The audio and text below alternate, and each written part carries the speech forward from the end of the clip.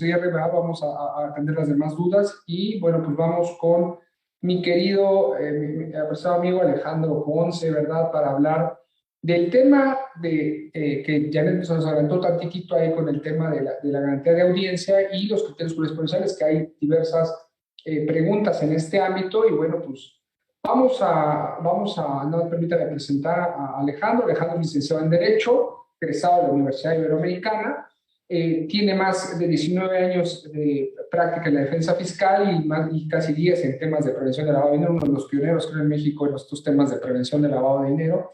Es certificado en materia de prevención de lavado de dinero por la Comisión Nacional Bancaria y de Valores, por el Instituto Mexicano de Contadores Públicos, así como por la Unidad de Inteligencia Financiera en temas de prevención de lavado de dinero, y es coautor de 20 libros, autor de 25 artículos publicados en diversas revistas especializadas, designado también uno de los mejores fiscalistas del país. Y bueno, pues Alex, te cedo los micrófonos y que tengas una excelente ponencia. Muchísimas gracias. Muchas gracias, Carlos. Bien, pues muy buenas tardes nuevamente a todos los que nos acompañan. En la parte que a mí me toca exponer, me gustaría retomar un poquito lo que ha dicho la abogada Paola, lo que ha dicho Reina y de lo que ha dicho Janet, un poco para encaminar lo que vamos a decir. Este procedimiento de congelamiento de cuentas, como se le ha denominado coloquialmente, bueno, es cierto que obedece a las recomendaciones del GAFI, que es donde en las recomendaciones del GAFI se indica lo que los países deben, las medidas que deben establecer para combatir el lavado de dinero. Es cierto que hay otras finalidades, combatir el financiamiento al terrorismo, la proliferación de armas de destrucción masiva, pero vamos a centrarnos ahorita en el combate al lavado de dinero. Entonces, el GAFI lo que hace es decirle a los países que tienen que aplicar medidas, entre otras, la del congelamiento, la incautación, la inmovilización de recursos que pudieran estar relacionados con el lavado de dinero. Es cierto también que estas recomendaciones dicen que los países las deben implementar en apego a sus marcos jurídicos nacionales, ¿no? Es decir, por ejemplo, si en México las leyes deben de pasar a través de un proceso legislativo en donde intervienen los diputados, los senadores, bueno, pues esa es la forma en la que en México se va a establecer toda la normativa que contenga lo relativo a las disposiciones, a las recomendaciones del GAFI. Y además se deben de respetar los principios jurídicos que rigen en el país. Por ejemplo, en México, bueno, tenemos distintos principios jurídicos en materia penal, ¿no? Por ejemplo, no puede haber pena sin ley. Es decir, que para que haya una sanción penal, pues debe de estar prevista en una ley, y para que se pueda aplicar esa sanción penal, la persona debe haberse colocado en los supuestos específicos que marca la ley, ¿no? No se pueden establecer, imponer penas por analogía o por mayoría de razón. Por ejemplo, ese es un principio penal que rige nuestro país, y entonces al implementar las recomendaciones del GAFI en nuestro régimen jurídico, se deben de respetar esos principios del derecho. Bien. Entonces, las recomendaciones del GAFI señalan estas medidas para combatir el lavado de dinero, y en materia del combate al lavado de dinero, a lo que se debe de llegar es a que haya sanciones dirigidas, sanciones que se apliquen a quienes cometen los delitos de lavado de dinero. Bien, para llegar a eso, para llegar a que haya sanciones aplicadas a quienes lavan dinero, tiene que seguirse un procedimiento penal. En ese procedimiento penal, bueno, hay una acusación, hay una imputación, una acusación, hay ofrecimiento de pruebas, tanto de quien acusa como de la parte acusada, y bueno, finalmente se llega a una sentencia en donde se decretan las penas. Pero para que haya un procedimiento penal, antes tiene que haber una investigación. Durante esa investigación, la autoridad competente, que es el Ministerio Público, la Fiscalía General de la República, debe de recabar pruebas con las que tenga los elementos suficientes para ir a un proceso penal, para llevar el caso, para llevar la carpeta a un procedimiento penal. Ahora, para que haya una investigación previa a un proceso por lavado de dinero, bueno, el Ministerio Público tuvo que haber recibido una denuncia por parte, puede ser de la unidad de inteligencia financiera o en algunos casos puede ser por alguien distinto.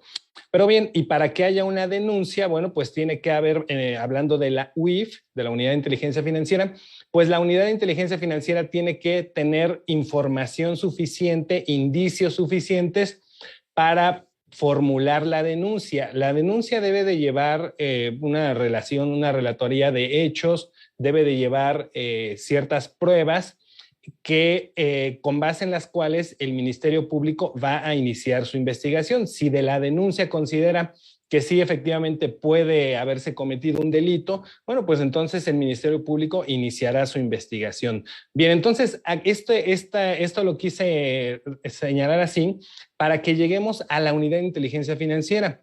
Cuando nosotros vemos cuál es el papel de la UIF en un combate al lavado de dinero, el papel de la UIF es un papel en donde aporta información al Ministerio Público para que el Ministerio Público inicie la investigación formal. De lo que decía Paola al principio, bueno, ¿qué tiene que ver el congelamiento de cuentas de la Unidad de Inteligencia Financiera con una investigación o con un combate al lavado de dinero? Bueno, durante el proceso penal se pueden aplicar medidas, o durante la investigación y el proceso penal se pueden aplicar ciertas medidas cautelares. Cuando estamos hablando de un combate al lavado de dinero o de una investigación o proceso de lavado de dinero, ¿qué es lo que está en juego? Lo que está en juego son los recursos económicos, los bienes, los derechos de la persona que lavó dinero, porque si al final llegamos a una sentencia, una de las penas que se va a decretar es el decomiso de los derechos, recursos y bienes. Esa es una de las penas que aplican en el lavado de dinero. Entonces, si lo que se va a decomisar al final son de recursos, derechos y bienes, durante el proceso y durante la investigación se debe de tener cierta certeza de que esos recursos, derechos o bienes no van a desaparecer. Si imaginemos que a mí me vinculan a un proceso por lavado de dinero y yo sé que al final del proceso, si salgo sentenciado como responsable del delito, me van a decomisar los bienes, los recursos, bueno, pues me deshago de ellos, ¿verdad? Para evitar eso, el que yo me deshaga de los bienes y de los recursos y que eventualmente no se puedan decomisar, es que existe la medida cautelar del aseguramiento de los bienes, derechos o recursos. Como todavía estamos en la investigación, estamos en el proceso, el Ministerio Público puede solicitar el aseguramiento. Cuando me aseguran en una investigación o en un proceso los recursos, pues yo ya no puedo disponer de ellos. Claro, tampoco me los quitan, ¿verdad? Porque todavía no llegamos a ese momento de la sentencia. Todavía no se sabe si soy o no responsable. Estamos precisamente en ese proceso. Bien, bueno, pues esta medida del aseguramiento, eso es lo que pretende. Ahora, pero aquí en esta medida del aseguramiento ya estamos en una investigación o en un proceso. La parte en donde la UIF interviene o actúa ya quedó atrás, ya se inició una investigación, ya está un procedimiento ante un órgano jurisdiccional. Pero bueno, entonces, ¿por qué la UIF puede congelar las cuentas o en qué momento aplica el congelamiento de cuentas de la Unidad de Inteligencia Financiera? Bueno, el congelamiento de cuentas de la Unidad de Inteligencia Financiera aplicaría en el momento en el que la Unidad de Inteligencia Financiera tiene o está en su ámbito de aplicación, es decir, cuando apenas está recopilando información, apenas está preparando su denuncia para presentarla ante el Ministerio Público. La UIF ya tiene elementos suficientes para considerar que una persona puede haber estado lavando dinero.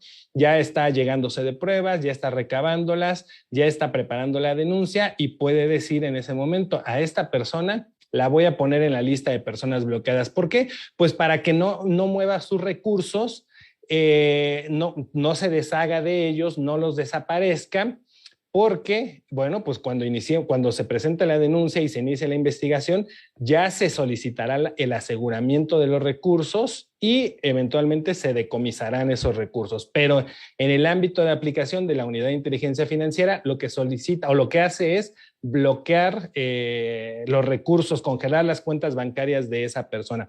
Pero veamos cómo esto lo debe de hacer la UIF exactamente cuando ya está preparando una denuncia.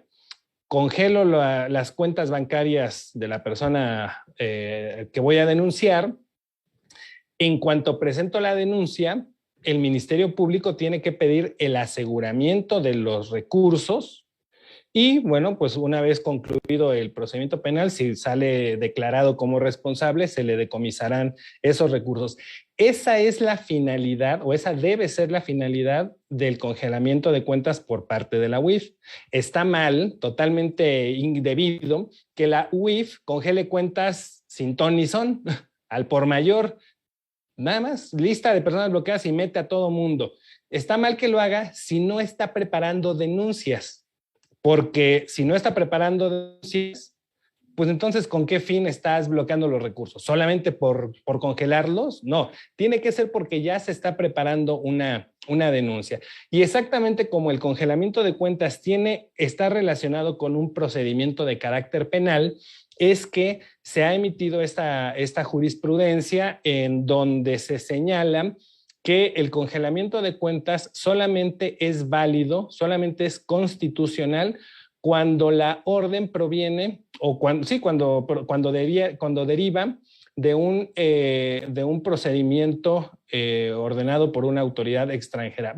Antes de ver la jurisprudencia, me gustaría nada más rápidamente ver las disposiciones de carácter general a que se refiere el artículo 115 de la Ley de Instituciones de Crédito. Primero, la Ley de Instituciones de Crédito que rige a las entidades, a los bancos, a las instituciones de crédito, dice en su artículo 115, en el párrafo 9, que la Secretaría de Hacienda podrá emitir la lista de personas bloqueadas y, bueno, las entidades, las instituciones de crédito y suspenderán de manera inmediata actos, operaciones o servicios con los clientes que están en la lista de personas bloqueadas. Bien, esto lo dice la Ley de Instituciones de Crédito desde el 2014, en enero de 2014. En abril de 2014 se adiciona este capítulo a las disposiciones de carácter general a que se refiere el artículo 115 de la Ley de Instituciones de Crédito. Esto existe desde 2014, no es algo nuevo, no es algo que apenas los diputados aprobaron, que apenas la UIF va a poder empezar a hacer. Desde 2014 ya existe en estas disposiciones el que la Unidad de Inteligencia Financiera va a emitir la lista de personas bloqueadas, que la va a poner a disposición de las instituciones de crédito, que estas instituciones de crédito de inmediato van a suspender actos, operaciones o servicios. Aquí en la disposición 71ª dice quiénes son las personas que se van a poder introducir en la lista de personas bloqueadas. Aquellas que se encuentren dentro de las listas del Consejo de Seguridad de las Naciones Unidas, aquellas que den a conocer autoridades extranjeras, aquellas que den a conocer autoridades nacionales competentes, aquellas que estén compurgando sentencia y aquellas que las autoridades nacionales competentes determinen, así como aquellas que omitan proporcionar datos o información, encubran o impidan conocer el origen, localización, destino o propiedad de los recursos. Estos son los parámetros con los que, de acuerdo a estas disposiciones, la UIF puede introducir a una persona en la lista de personas bloqueadas. Ahora, estas disposiciones dicen que cuando una persona sea incluida en la lista de personas bloqueadas y esta lista sea comunicada a las instituciones de crédito, de manera inmediata se van a suspender actos, operaciones o servicios, de manera inmediata se va a emitir un reporte por parte del banco a la Unidad de Inteligencia Financiera y la disposición 73ª establece desde el 2014 el procedimiento de audiencia para estas personas. Aquí dice que las personas que hayan sido incluidas en la lista de personas bloqueadas podrán hacer valer sus derechos ante la Unidad de Inteligencia Financiera conforme a lo siguiente. Y aquí está el procedimiento. Se va a otorgar audiencia para que dentro del plazo de 10 días hábiles se manifieste por escrito, se aporten elementos de prueba, se formulen alegatos. El titular de la UIF podrá ampliar el plazo, este plazo de 10 días, cuando las circunstancias lo ameriten. Y dentro de los 10 días siguientes, el titular de la UIF emitirá una resolución en donde diga si procede eliminar o no a la persona de la lista de personas bloqueadas. Entonces vemos cómo este procedimiento de audiencia ya está previsto desde el año 2014. Desde 2014 ya me pueden incluir en una lista de personas bloqueadas, pero también desde 2014 yo ya puedo acudir ante la Unidad de Inteligencia Financiera a ejercer este derecho de audiencia. Y incluso aquí la 74ª dice que la Secretaría de Hacienda, la UIF, va a eliminar de la lista de personas bloqueadas a las personas en ciertos casos. Bien, yo creo que aquí esto es lo relevante para decir que, bueno, este procedimiento no es nuevo, ya existía en disposiciones de carácter general.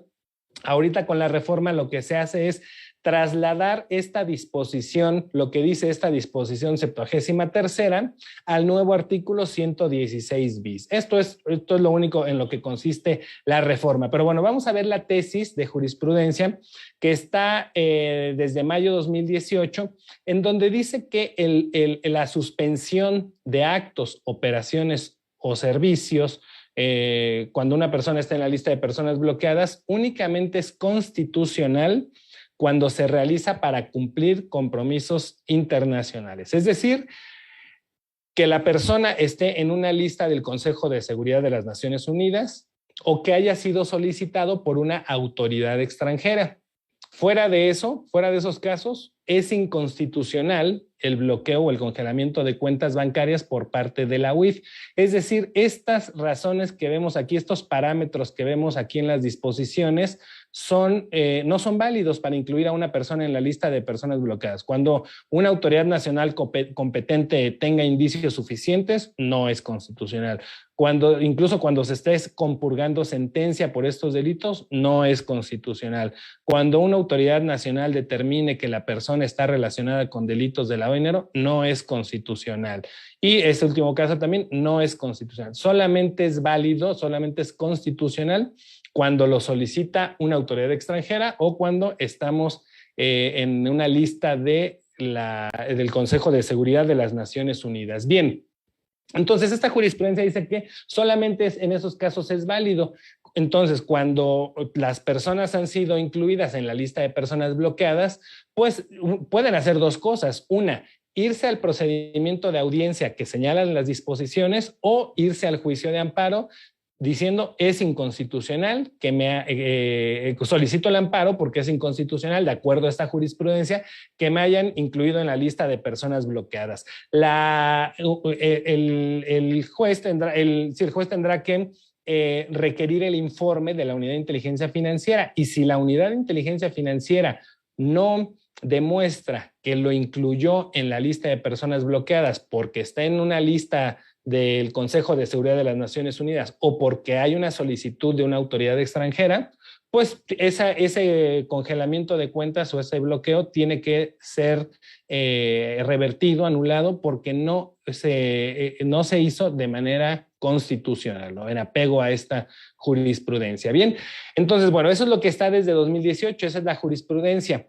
Ahora, ¿qué hacen con este proyecto de reforma? Bueno, con este proyecto de reforma, lo único que hacen es, como ya mencionamos, traer lo que dice la disposición 73ª, lo quieren pasar a la ley.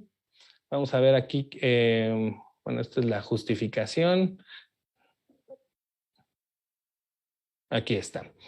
Quieren adicionar en la ley de instituciones de crédito, o bueno, más bien ya está aprobado, solamente falta que se publique en el Diario Oficial, ya está aprobado adicionar este artículo 116 bis 2, que dice, vamos a resumir para no leerlo todo, ¿no? Dice que para efectos del 9º párrafo del 115, que ya mencionamos, la Secretaría de Hacienda podrá introducir a una persona en la lista de personas bloqueadas y las personas que hayan sido incluidas podrán hacer valer sus derechos a través del procedimiento de inclusión de personas bloqueadas ante la UIF conforme a lo siguiente. Y esto que vemos aquí es lo que acabamos de ver en las disposiciones. Se otorgará audiencia para que dentro del plazo de 10 días la persona manifieste por escrito o de manera verbal lo que a su interés convenga. Eso ya estaba en las disposiciones. La solicitud para ampliar el plazo se hará y la unidad de inteligencia financiera podrá ampliar ese plazo. Transcurrido el plazo para que la persona presente pruebas y formule alegatos, la unidad de inteligencia financiera dentro de 15 días emitirá una resolución en donde fundamentará y motivará si la persona debe o no eliminarse de la lista de personas bloqueadas. Esta resolución se va a notificar. Si estamos inconformes, podemos impugnar esa resolución. Ya hay incluso una jurisprudencia que dice que podemos impugnarla, y cuando la inclusión de las personas haya sido con motivo de una resolución del Consejo de Seguridad de las Naciones Unidas, se llevará a cabo otro procedimiento que incluso está previsto en las disposiciones de carácter general. O sea, esto no es nada nuevo. Esto ya estaba en disposiciones de carácter general. Por ahí han dicho, es que antes la UIF ya no te va a tener que avisar. La UIF nunca te ha tenido que avisar. Eso, hay una confusión ahí porque esta reforma se propuso en la época de Santiago Nieto, y cuando se propuso pasarlo de las disposiciones a la ley, se propuso que la UIF te podía notificar, el banco o la UIF te podía notificar. Pero nunca la UIF te tenía que notificar. Fue en la propuesta que se hizo. Aquí está, en esta parte, ¿no? Bueno, cuando este proyecto, esta iniciativa la reciben los diputados, dicen, sí, nos gusta, la mandamos al Senado. Y el Senado dijo, no, que la UIF, ¿dónde sacan eso de que la UIF notifique? No, se quita lo de que la UIF notifique. Entonces, por eso en este dictamen aprobado se quitó, pero se quitó del dictamen anterior. O sea, no es que antes la UIF sí te podía avisar y ahora ya no. No, la UIF nunca te ha avisado. Siempre ha sido el banco el que te avisa que te bloquearon cuentas por una orden de la UIF y que tienes que ir a la UIF a ejercer tu derecho de audiencia. Entonces, bueno, y otra cosa que dijeron, incluso el comunicado del senador Monreal y en lo que se apoya esta adición del 116 bis, ya para terminar, dicen que esto se propuso para establecer el procedimiento de audiencia. No, eso ya existía, ¿no? Primera mentira aquí. Luego dicen que esto cómo beneficia, bueno, que la persona va a tener este derecho de audiencia. Mentira, ¿no? Eso ya lo tiene. Bueno, pues esto solamente es rollo, porque esto ya se debería de cumplir o ya se cumple con lo que existe actualmente. Pero aquí es la parte importante. Aquí hacen referencia a que el congelamiento de cuentas es inconstitucional de acuerdo a la jurisprudencia que ya vimos. Y justifican ellos que con esta adición del 116 bis 2 ya se supera ese vicio de inconstitucionalidad. Yo no encuentro cómo se supera si lo único que hacen es pasar lo que está en las disposiciones, pasarlo a la ley. Es lo único, no le modifican nada en esencia, nada.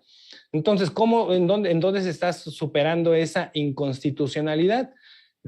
Yo lo que digo es que este nuevo artículo 116 bis sigue siendo inconstitucional porque no hay bueno, pues si ya hay una jurisprudencia que dice que solamente es válido cuando proviene de una orden de autoridad extranjera o que está en la lista del Consejo de Seguridad de las Naciones Unidas, pues una vez que se publique y entre en vigor este nuevo artículo, pues seguirá siendo lo mismo. Si es por orden simplemente por indicios de la UIF, tendrá que ser declarado inconstitucional y habrá que ir al amparo pues alegando o haciendo valer los mismos argumentos por los que hoy es inconstitucional esta medida. Bien, yo creo que con eso terminamos esta parte. Desde luego ahorita con preguntas y respuestas podemos ampliar un poquito lo que nos haya faltado. Nada más menciono que les voy a compartir aquí en el chat una liga de un análisis que yo hice de este tema un poquito más amplio, ¿no? Para quien esté interesado en conocerlo.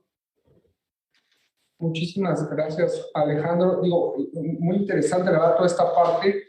Sobre todo, recuerdo en una sesión previa que nosotros tuvimos a interna, a lo mejor abundando un poco más en la parte de que la UIF como tal veíamos que solamente tiene efecto en un procedimiento, ¿no? Que como tal no tiene la instauración de procedimientos para todo lo que en ocasiones creo que imaginamos, ¿no?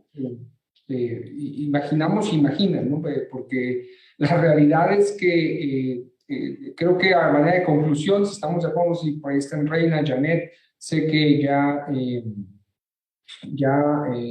Paola ya no nos pudo acompañar en esta parte final, pero sí hay que dejar claro, ¿no? Para nosotros el marco de inconstitucionalidad parece ser que no se hace a ningún lado, ¿no? O sea, la inconstitucionalidad parece ser que sigue perseverando. Yo traigo palabras de Alejandro que comentábamos, reitero, en ese momento decía, pues es que ni siquiera se justifica por qué deja de ser inconstitucional. O sea, nada más deja de ser inconstitucional, pero no hay dentro de los procedimientos, ¿no? Sigue habiendo las violaciones existentes, principalmente al debido procedimiento, entre algunos otros puntos. Entonces, creo que sí hay que ser muy, muy precisos en ello, ¿no? Entonces, nos quedan unos minutitos, nos alargamos ahí, creo que nos sirvió un poquito esta parte. Y bueno, hay que esperar la publicación, si están de acuerdo conmigo. Te preguntan a Yeri Medina, Alejandro, ¿de qué año es la tesis que nos expuso? Pues es 2020, si no me equivoco, 21, ¿no? La que estamos viendo es 2018, ¿eh? Hay una reciente que es 2019, en donde reitera, habla un poco de la suspensión provisional, pero se refiere a esta misma jurisprudencia de mayo de 2018. Es la jurisprudencia número 46, diagonal 2018, de la segunda sala. Sí, nos preguntan dónde se puede descargar el documento de la iniciativa. Bueno, pues directamente, si usted le pone en Gaceta del Senado ¿qué día fue? 18, o no sé si la podamos apuntar. Reina, sí, fue del 16, amigo, el 16 de febrero, ahí en la Gaceta. 16 de febrero, ahí la pueden descargar en Gaceta Parlamentaria, y ahí la pudieran ustedes descargar. Igual la cargamos. Público, ¿no? Igual la cargamos ahorita. Cargar también, sí. Sería un tema muy bueno. Y sabes bueno, qué? Voy a empezar a... Desde la Prodecon, hay un documento que la Prodecon emitió en el 2012, hace 10 años, y señalando la inconstitucionalidad. O sea, no es nuevo y parece ser que los legisladores no aprenden, ¿no? No acaban de comprenderlo. Igual si ahorita lo puedo subir, esta de la Prodecon, está muy interesante. Sí, pues es que yo creo que más que el legislador, yo creo que ahí sí tiene mucho que ver la unidad de inteligencia financiera y las funciones y cómo lo quiere ir desarrollando, ¿no? Creo que sabemos que de ahí derivó la propuesta, como bien lo mencionaba Alejandro, y bueno, pues no hay como tal claridad respecto de cómo deben de colocarse. Pero también hay que dejarlo claro, creo que no es sencillo determinar quién debe, o el procedimiento para el congelamiento de cuentas bancarias. Creo que por eso lo hacen de manera más arbitraria. No sé si alguien tenga alguna opinión del por qué no hacerlo debidamente.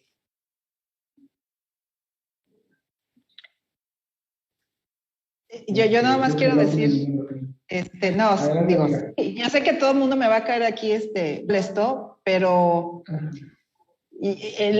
quizás sí tener el objetivo principal. Yo coincido con lo que dijo Alex, Paola y Janet, por supuesto, no hay, tendríamos que vivirlo, ¿no? Para entender lo incorrecto que es ese procedimiento, ¿no? Por supuesto.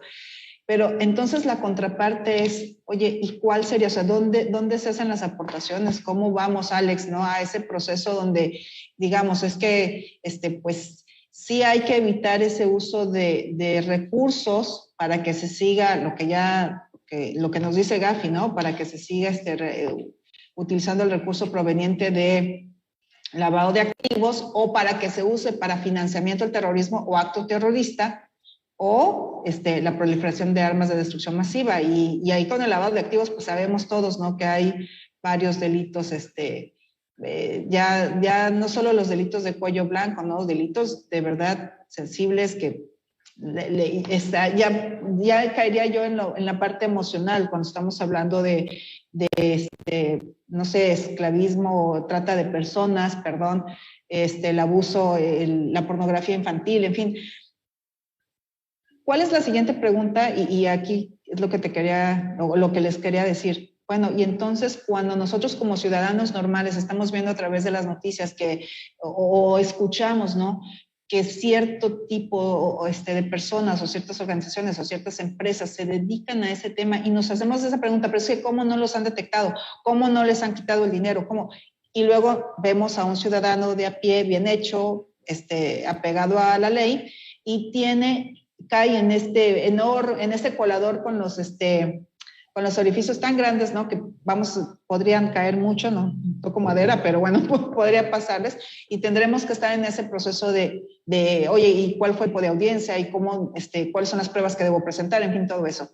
Pero ahí es donde me queda, ya sabes, Carlos, esa parte de el mundo ideal, ¿no? Lo que se persigue realmente con esto, y este espacio que nos queda de cómo lo llevamos a cabo de manera correcta, ¿no? ¿Qué tan correctamente se pudiera hacer para no afectar a estos ciudadanos que no tendrían nada, que no nos tendrían ninguna relación con ninguno de estos delitos? Pues es que es difícil, y digo, si lo vemos a nivel estadístico, es muy difícil el margen de persecución. O sea, yo creo que la figura, no sé qué opinión tengan, me gustaría con eso fuéramos cerrando. Para mí el problema, como dije hace rato, es que la prevención no va acorde con la persecución, y creo que esta herramienta de congelamiento de cuentas bancarias en el Estado mexicano está tildando más a llevar a cabo un sistema de bloqueo para otros temas o materias más que para el tema de persecución de cuenta bancaria. Ese es el problema que creo que la utilización no está haciendo para quienes. ¿En qué lo sustento? Bueno, en el hecho de, lo vimos, ¿no? Igual los invito a revisar el informe anual. Hay un solo proceso hay 5 procesos derivados de delincuencia organizada, nada más para que se den una idea, que generaron marcos o aperturas de denuncia por parte de la Unidad de Inteligencia Financiera. O sea, es nada. Hay una por tema de evasión fiscal, o sea, la realidad es que son 177 denuncias que, perdón para el sistema de bloqueo, que es para nada. Y bueno, ahora creo que también estamos usando en exceso algunos elementos de prevención. El sistema financiero se está cuidando, y digo, está bien, pues se supone que es lo que, esa sería la naturaleza, el margen de prevención. Pero el problema es que, como dices, está descuidando, y el problema es, como dices, esas empresas que sabemos que sí están, esas empresas sí tienen un margen de cumplimiento, sí tienen con qué llegar y acreditar ciertos elementos, traslaciones, sí hacen un análisis para no caer en esos supuestos. Ese es el problema, ¿no? Esa es mi opinión. Y bueno, no sé, me gustaría ya nos quedan 4 minutitos rápidamente. Primero, Alex, voy a poner a Alex primero ¿cuál sería tu conclusión final, Alex? Mi conclusión, y yo creo que tomando un poquito lo que decía Reina, es que para no tener estos problemas de que la UIF nos pueda poner en la lista de personas bloqueadas, algo que debemos de cuidar mucho es tener una situación fiscal correcta, pegada a derecho, ¿no? O sea, no tener cuentas bancarias en donde estamos manejando dinero que no declaramos fiscalmente, porque aunque no nos dediquemos a actividades ilícitas, si yo tengo cuentas bancarias en donde manejo dinero que no declaro fiscalmente, para los ojos de la autoridad hay algo irregular ahí, ¿no? Porque va a decir, bueno, ¿y de dónde sale este dinero si no lo está declarando? Si yo declaro todo lo que manejo en mis cuentas bancarias, en instituciones de crédito, financieras, etcétera, pues nunca voy a tener ese problema, ¿no? Porque lo que va a observar la autoridad es que todo lo que manejo está declarado. Entonces, esa es una forma en la que podemos prevenirnos. Y si por cualquier cosa nos ponen en la lista de personas bloqueadas, cuando yo ejerza ese derecho de audiencia, voy a llevar toda la documentación soporte con la que yo pueda demostrar el por qué me deben de eliminar de la lista de personas bloqueadas, ¿no? Entonces, no es algo que ante lo que no podemos estar prevenidos o ante lo que no podemos hacer nada, y la forma sería eso, cuidar nuestra situación fiscal. Y algo que es muy importante y que creo que como profesionistas tenemos que hacer es empezar a meter en nuestra cultura, como asesores o como empresarios, el conocer los organismos internacionales y los tratados internacionales a que estamos siendo sujetos, porque cada vez es más latente la figura del cumplimiento, ¿de acuerdo? Como siempre les digo, del cumplimiento, no del cumplimiento, ¿de acuerdo? O sea, del debido cumplimiento, porque, por ejemplo, ahorita que entramos con foro fiscal, que es un tema fiscal y demás, pues habla de que nos hacen sistema de gestión de riesgos, evaluación. Entonces las empresas tienen que empezar a entrar a esa cultura para poder tener mayores elementos, independientemente de lo que vamos a tener que vivir en los propios procedimientos, ¿no? Esa será mi opinión. Janet, ¿tu conclusión, amiga? Importante, cuidar todos los recursos que hay, tanto declarados como los que se piensan que no están declarados. O sea, todo tiene que tener una justificación documental, debe de estar de acuerdo al perfil que tenemos como personas. El hecho de que si tenemos algún ingreso adicional que creemos que no va a estar revisado, claro que está revisado. No hay secreto bancario ni aquí ni en otros países. Entonces, muchas veces uno dice aquí en el norte, pues depositaron una cuenta de Estados Unidos. No, señor, ya hay intercambio de información. Entonces, nada está oculto bajo el sol y necesitamos alinearnos. Ahora, si nos llega a tocar la mala fortuna, recuerden que hay medios de defensa. Si vamos a la garantía de audiencia que está en el procedimiento del proyecto de reforma, lo más probable es que te digan, sigue bloqueado, sigues en las listas, muchas gracias por participar. Hay que recordar que hay otros medios de defensa, y pues habrá que ejercerlos, ¿no? Habrá que ejercerlos, pero estar preparados con la documentación necesaria, pues para ejercer la defensa que nos corresponde por derecho, ¿no? Y por garantía como ciudadanos. Es correcto, coincido plenamente. Y ahorita que vi el comentario de Israel, bueno, lo marca en la forma, no se olviden que el marco de riesgo no es de allá hacia acá, es de adentro de las organizaciones hacia afuera. Entonces tienes que cada día cuidar más, pues, tu contagio, ¿no? Literalmente, ¿sí? Con quién te vas a correlacionar, pero también verificar, porque a veces pensamos que esto va a devenir de la toma de decisión o de que yo tengo un determinado proveedor por 69 y este tipo de cosas o me contagió. A veces es la toma de decisión de parte de los propios socios o accionistas de las organizaciones. En la gran mayoría de los casos de eso deriva la determinación de este tipo de políticas. Y bueno, amiga Reina, ya para cerrar, ¿cuál sería tu conclusión final? Rapidísimo, veo en el chat que estamos combinando un poco de política y aquí nada más les pido, no es nuestra intención, ¿no? Referirnos a periodos políticos, nuestra intención es compartir con ustedes todas las estrategias de cumplimiento, el deber ser, el bien hacer. Digo, sería irrisorio, ¿no? Que como dice Carlos y Alejandro, Janet, llegar a pelear una cuenta, ¿no? Cuando nosotros sabemos cómo han estado nuestras estrategias de negocio, ¿no? Entonces, yo creo que aquí es una corresponsabilidad ciudadana, seamos ciudadanos, como lo que están haciendo ahorita, se los agradezco mucho, que dedican tiempo a escuchar. No sé si la mayoría están involucrados en prevención de lavado de dinero, pero ojalá y no, ojalá y haya más profesionistas que sin estar involucrados se interesan por el concepto de, oye, ¿y qué podría pasar en un poco en congelamiento de cuentas? ¿Y por qué yo puedo, cómo me puedo defender? ¿Y qué es lo que tengo que hacer? Entonces, yo creo que nos llega la realidad, queremos ser un país de primer mundo, hagamos todas esas pequeñas cosas para llegar a ser un país de primer mundo, entre ellas la corresponsabilidad como ciudadanos. Así es, así. Pues bueno, siendo las 12 en punto, yo les agradezco mucho su participación, a todos los que nos acompañaron. Sé que hay dudas ahí en el tintero. Estaremos muy al pendiente. Seguramente deberemos tener una segunda evento de esta naturaleza, a lo mejor incorporando a la gente del sistema financiero dentro de los compañeros que nos platiquen ellos cómo ven el tema de congelamiento de cuentas bancarias. También es importante conocer el otro lado. Y bueno, no me resta, nada más me quiero mandar un saludo, por ahí nos escribió nuestro querido amigo el doctor David Merino, se encuentra bien y bueno, pues eso siempre es motivo, te mandamos un fuerte abrazo, David, también tenía que haber estado con nosotros, pero bueno, primero siempre es la salud. Y amigos, compañeros, no me resta más que agradecerles su tiempo, su participación, su disponibilidad. Anda por ahí Alonso, no sé si quieras decir algo antes de que nos retiremos. Creo que... Felicitarlo nada más. Gracias por la excelente ponencia a todos. Muy buen evento. Gracias, Carlos, por la organización del evento y agradecerle a todos los que nos acompañaron el día de hoy. Y reiterarles que también vamos a seguir teniendo eventos. La siguiente semana tenemos otro el jueves, el seguimiento del seminario de PLD y que el material de esta plática y todas las que damos están disponibles para los miembros de World Compliance Association. Los invitamos a que se registren para que tengan acceso al material en cualquier momento. Gracias, felicidades, Janet, Reina, Alex y Paola, que ya no está. Y a ti, Carlos, gracias. Muchísimas gracias y que tengan un excelente fin de semana. Hasta luego. Gracias y que tengan Hasta luego. un excelente fin de semana. Hasta luego. Hasta luego, colegas.